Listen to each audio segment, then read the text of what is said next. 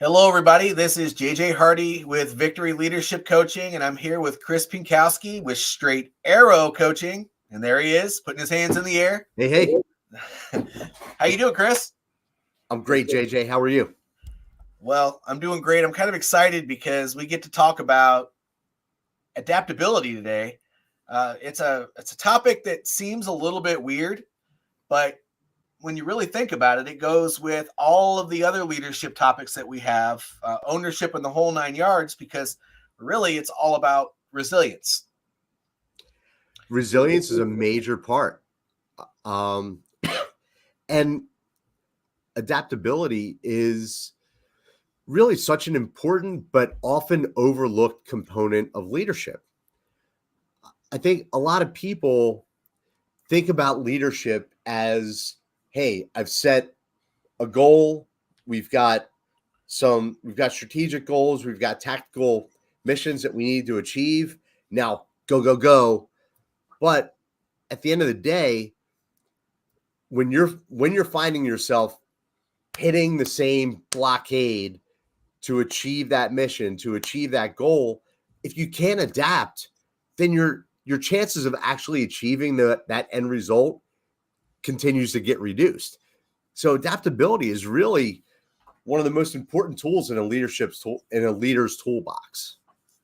You're right about that. And I'm holding back from laughing because I made a funny analogy the other day when I was on a live stream with Eric, and it was about gum on my shoe. But if you want to find out more about that, then you have to watch the video. And it's about exactly that. But, not only that, part of adaptability in that particular situation, when you're just stuck, is to find somebody to help you. Yeah. Lord, when you are by yourself, you can only get so much done sometimes. Now, you might be the only one executing your tasks, but when it comes to building strategy and ideas, getting other people involved so that you can maybe see more. I mean, there are different perspectives that come from every person. If we were all the same, life would be boring. But when you get other people involved, you start to understand the possibilities because there are more perspectives there. Yep. Yeah, the outside perspective is really important. And it does help you to see when you need to adapt. I'll go back. I know that we've mentioned before in past lives that you and I, at the end of last year, did a joint planning session for 2024 for each of our respective businesses. But not being, in my own kind of tunnel vision and getting your perspective helped me to look at things and say, oh, okay, there are different ways to skin that cat, right? There are different roads to take. Here's some things that I need to keep an eye out for that if I just had my blinders on, I wouldn't have seen that. So getting people to participate is definitely helpful in your ability to adapt and think about alternatives, right? What's your pace plan here? Pace plan. Right? Yep. So yeah, the two go hand in hand. Having someone else on board with you, talking through things, and then you being willing to adapt. That's the other thing. I find that especially a lot of new leaders, they're not thinking about how important it is to adapt because they're just in this like succeed or fail mindset. Like, if I don't get this done, I'm going to fail. You know what? If you don't get it done because you're not adapting, then you failed and it's all on you for not being flexible. You're right. And, one thing that is very important to understand about that level of adaptability, when you are in a fight or flight mindset. Sorry, my dogs are making noises over here. I think they must be fighting or something. Anyway, when you're in that fight or flight mindset where you're already like freaking out, you have this, you have this, you have this, you have this, all those things going on at one time, and you're having a hard time getting something done because of it. Sometimes it's important to take a step back and put your eagle eyes on and look at it from a from a larger perspective. Look at everything that you have happening and figure out, the ways to accomplish it. Look at it from a third party perspective if you can. Now, doing that allows you to make better decisions and act in a different way.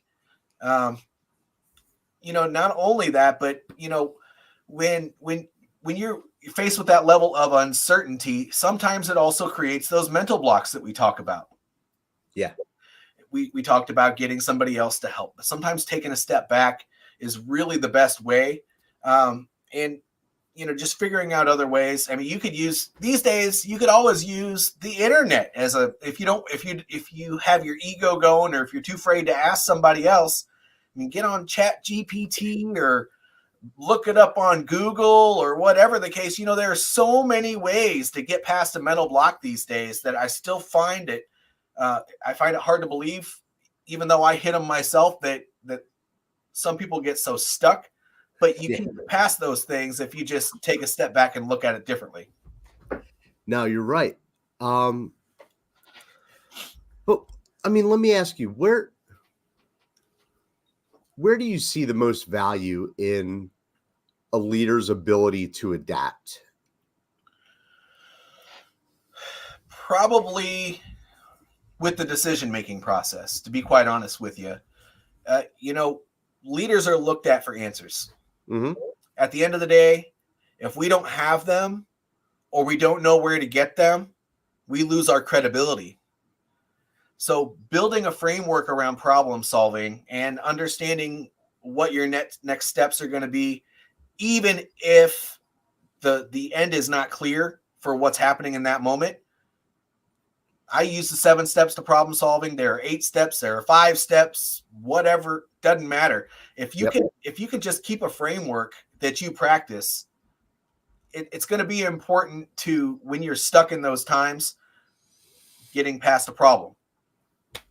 But decision making is important, because if you don't have the answer, and that turns into something that happens regularly, people are going to stop coming to you. Yes. You should always say, I don't know the answer, but I'll go get it for you, or something like that. Right. But not if you're always having to go to somebody else, it just shows that you don't know what you're doing. So making sure that you are resilient and adaptable enough to figure out what's going on in the moment, sometimes that's what it takes. And the other piece of that too is being curious. And it's asking the right questions, because, like, yes, as leaders, we're expected to have the answers, but in reality, we're not going to have all the answers. No. But it's the way that we ask questions that can draw information out from others, that can draw different conclusions that allow us to come up with the answers. That's also super important, is your ability to ask the right questions so that you're fleshing out information. And it's like, oh, hey, now I'm getting how to put this puzzle together so that I can come up with the answers. That's the wonderful thing about coaching, right? Mm-hmm.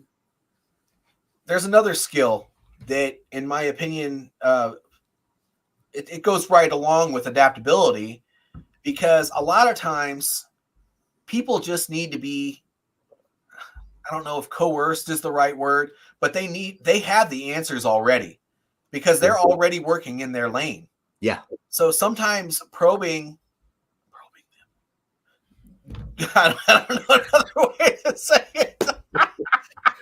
But asking them the right questions to have them come up with their own answer is also a really, really good skill to have in the sense of adaptability, because you can learn more about what people are doing and understand, how to get answers out of them instead of coming up with it yourself. Yeah. That's what coaching is. Yep. I don't know what's going on in Chris's lane, but I think if I ask him the right questions, I could probably figure it out pretty quickly. That's right. And a lot of times they don't know what's going on in their lane, but by being asked the right questions, it's like, oh yeah, this makes sense. Like, you're probing in the right way, not in the way that an alien would, but in the right way. Right. Right. Thank you for adding that to the conversation, because I think it needed to be said, because I was just like, I shouldn't say it, but it's the only word I can think of. No. But you're absolutely right.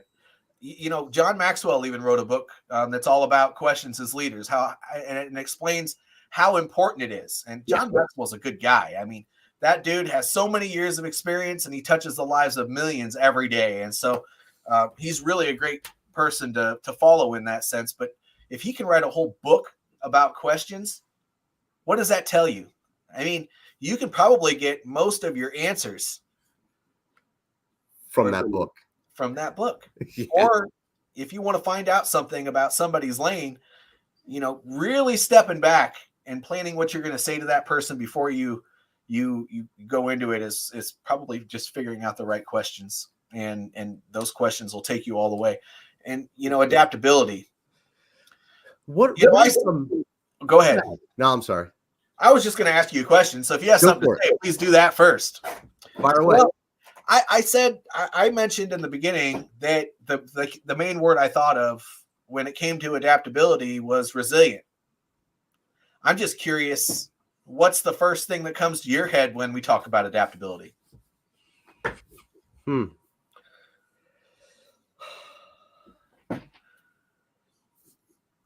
Yeah, I mean, resilience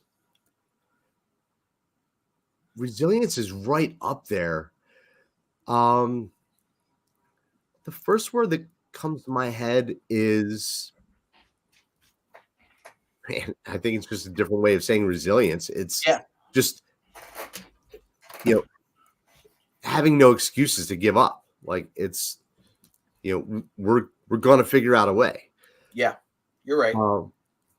So yeah, resilience is the single word that I think describes it the best. Okay. Grit, you can call it grit. Ooh, I love grit. Yeah. Which, there's plenty of studies out there about grit and determination. I think they all kind of fall into that adaptability category. Because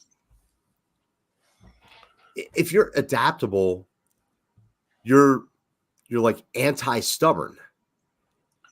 I for the longest time was considered by my friends, my family, to be stubborn because I would be relentless in pursuing goals. And I still am, but when I was young and stupid, I would do it without adapting, right? I would keep running into the wall until I eventually broke through the wall.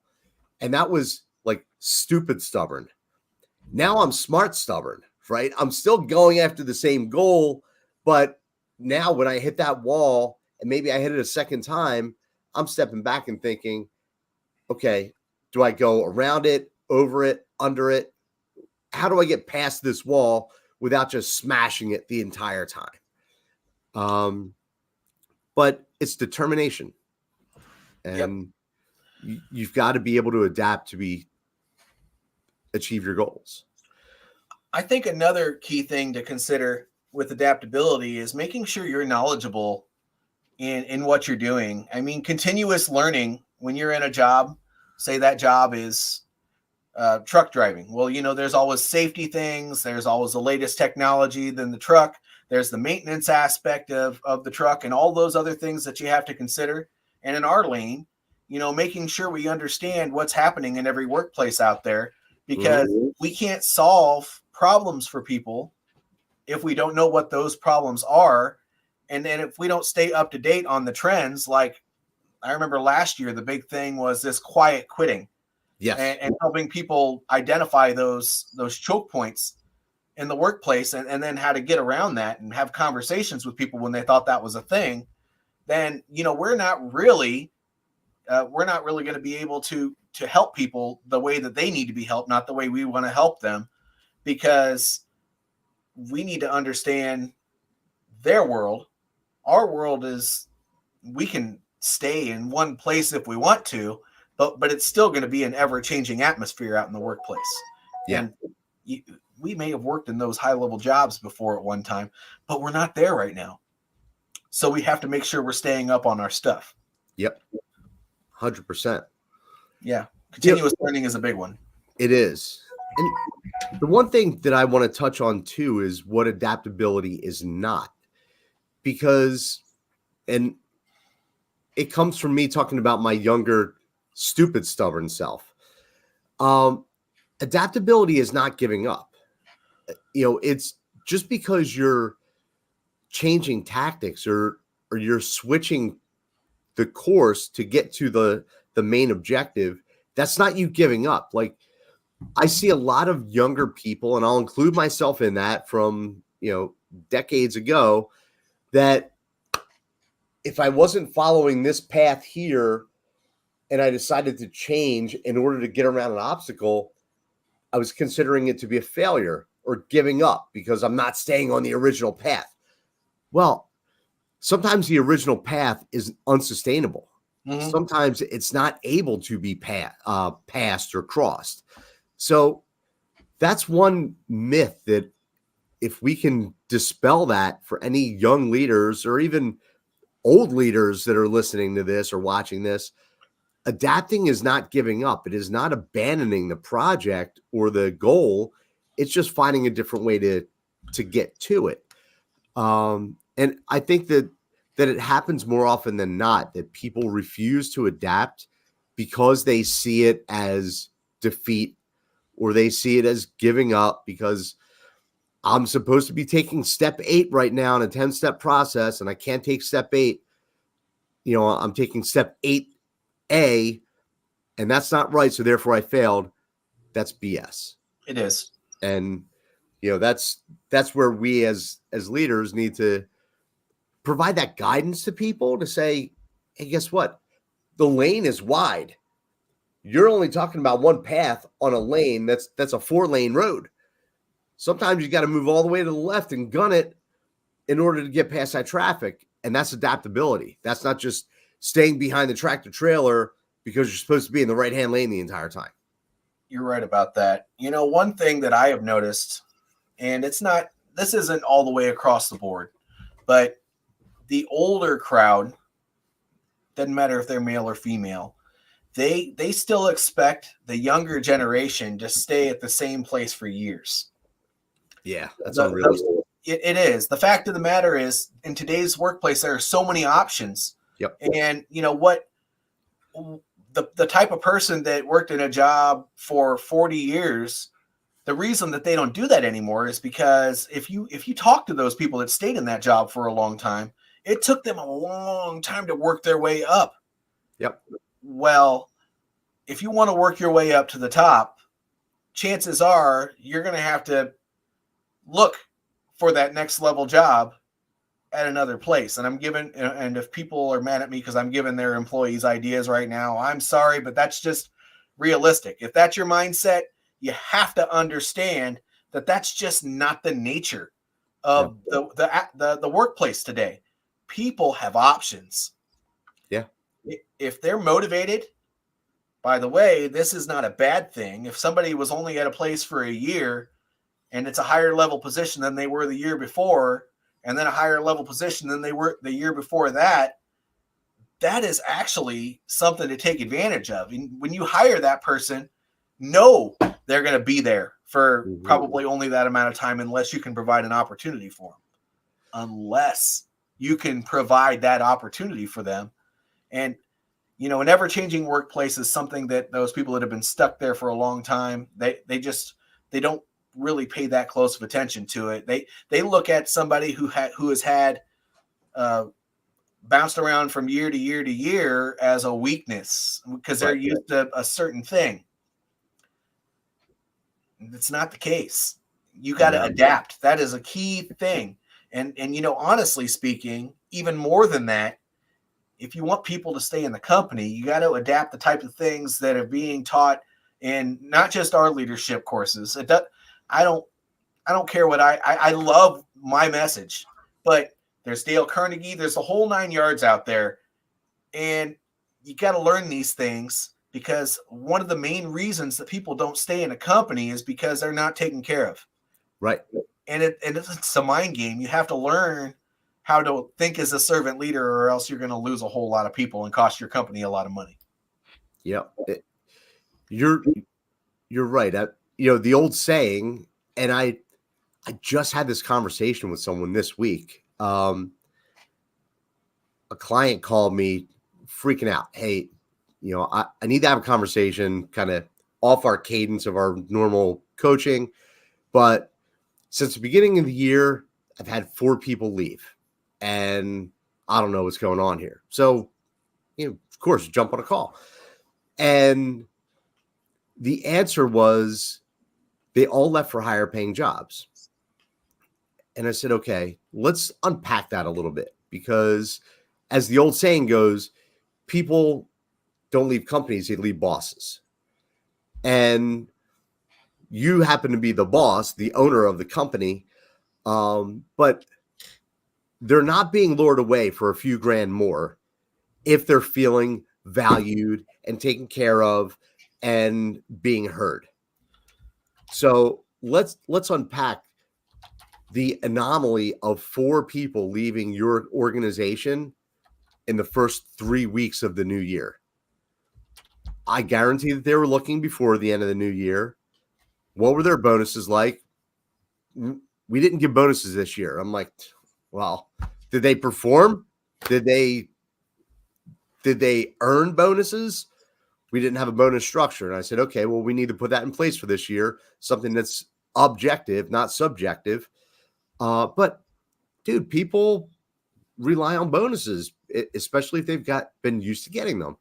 I understand the economy, and I don't want to get into all the woes of the economy, but people don't make a mass exodus from an organization for a few grand more a year. There are root causes there that can be solved through leadership, and chances are there needs to be some adaptation to what's going on within the organization to keep those people. And you need to have conversations with these people. Yep. I completely agree. I've worked at places that run into the same problem, and it's not necessarily the bonus, but a new company moves into the area and they pay maybe $1 or $2 more an hour than what the current company is paying. And first of all, before the people even start leaving, the managers start saying, oh my gosh, this other company that does the same thing that we do is right over there, and all of our people are going to leave. And, that was actually my response to that. Okay, if that's what you're worried about, what are you going to do about it? Right. And they're like, well, we can't say anything about it because then they'll start leaving. And I'm like, well, maybe you should say something about it and let everybody know that they are valued here. Yeah. And if there's any concerns that makes them want to leave the company, that they should bring it to you. That's right. And they didn't do it. And what do you think happened? They lost people. It's because they never took the time to have regular conversations. It was just do your job, go home, report problems to me. That's not a sustainable model. No. And, back to the generational thing, you're right. I mean, so I'm a proud Gen Xer, right? As far as I'm concerned, we're the most awesome generation on earth right now. Yep. And that's because the greatest generation, for the most part, isn't here any longer. The folks that lied about their age to storm the beaches in World War II, those people aren't here any longer. Gen X is here. But the older Gen Xers and the boomers are still in that mindset of hey, I'm going to, work at this company and I'm going to get a gold watch after so many years and they're going to take care of me. But, the kind of the younger Gen X and the subsequent generations, they're not thinking about that, man. Like, we're thinking about different things. And, if we're not satisfied, we're willing to move on. Yep. And, if we're not feeling valued, heard, contributing in a meaningful way, then we're looking for new things to do. And as organizations, you need to be thinking about that, because the boomers the term right now is like the silver tsunami, the rate of people retiring and about that. And leaving the workforce, who are my parents' age, right? My parents are boomers. And I mean, my dad's 70. He tells me he's going to work till the day he dies, and I kind of believe it. But for the most part, those folks are retiring right now. Older Gen X is moving into those leadership roles. But it's super important to keep your finger on that pulse, because it's not like it was when we first entered the workforce. No, certainly it isn't. And I know we're almost out of time. I saw you look up there just a second ago, but yeah, if we are, dang it, I don't know what that even is. Okay. Anyway, if we are not keeping those things at the top of mind, then how are we going to adapt? If we are not learning what's changing with the times, then how are we going to adapt? If we are not staying educated on the best practices, then how are we going to adapt to things that we don't know? Yep. We have to always be at the top of the field. And I remember my grandfather always telling me, I don't care if you're out there sweeping the floor, do it better than anybody else. Yeah. I don't care if you're taking out the trash. Make sure you do it before anybody asks you to. You need to be the very best. Yep. And the reason that you do that is because if other people see how much you care, then they're going to start to care too. And that's what it's all about. If you want to build an adaptable workforce, create an environment where everybody wants to be their best. Yeah. And then when they see that you're not up to snuff, they're probably going to ask you what's going on and see if they can help you, to be quite honest with you. Yeah. And so that a strong, adaptable, resilient workforce is what will be created if we can train people on making sure that they're constantly adapting and problem solving all the time. Absolutely. Yeah, but adaptation is evolution. Sorry, say again? Adaptation is evolution. You're right. And they are, they're synonyms. Yep. And if you don't evolve, you're going to become extinct. Oh, man. We just got done talking about the older generation, so be careful what you say when we're talking about them both in the same call. That's right. I'll be a dinosaur before you know it. You're going to lose half your friends on your doggone friend list, man. But you're right. And, when you talk about extinction, it's not just they're going to phase you out. Say you're a CEO or something like that. You're going to just lose your workforce. Yeah. I've worked with people since I've started my business out in the civilian workforce that, they were at risk. And I'm not saying I saved their company. I just brought their management team to a different mindset, and thank God they were able to work together. But, you will lose your employees. And if your company's not big enough, you're not going to be able to sustain it. So you got to make sure that you're thinking about all of these things and adapting to make sure you're doing what your employees need, not what you think is right. And make sure you're taking care of them. Otherwise, you could be putting jobs at stake. And that's real. There are so many companies out there that are below 50 people. If you lose 10 people in a company that size, what do you think it's going to do to the people that are still there? The morale is going to, depending on who those people are, right? Morale is either going to tank or it's going to be like, man, that was the dead weight that's gone. I'm happy. That could happen. Right. But chances are if it's a mass exodus, you're not losing all your dead weight. Your dead weight is not out there looking for other opportunities because they know that they're going to be required to perform in a new setting. Yep. So it's normally not the dead weight who's leaving in mass. It's the people who want more. So the morale of a small business that loses 20% of its workforce is going to be like, holy crap. Now what? Yep. Doggone, that's so true. And by the way, I didn't mean for this to happen, but we just brought up something that is very, very important. That is why, if you're listening to this call, I have recruiters on my list. I know I do. I don't know if Chris does on his, but pay attention to the veteran applicants that you get going into your jobs, because our very motto is to adapt and overcome. And it doesn't matter what branch of service you come from. Right. And the work, the op tempo is what we call it, the operational tempo, where that means you're working very, very fast, usually most of the time, is not a slow one. So if you can get people like that into your company, just think about what that could do, because adaptability is the name of the game. And I'm not going to talk too much more about that, but it hurts me to think, and I hear all of these podcasts and all these things about how veterans are still every day becoming homeless when they were senior ranks and stuff like that. It just hurts my heart so much. Yep. Bring them on board. Good Lord. I know when I start hiring for people like me, I'm going to be looking for other veterans. That's right. Because they have the skill set. They just do. But before I put in the final closing comments, Chris, do you have anything that you want to say while I go and shut that alarm off again? The final thing that I'll say on this topic is that it's so important to look at your surroundings, look at your environment, your people, your goals, and not be so set in stone about how you're going to achieve certain things.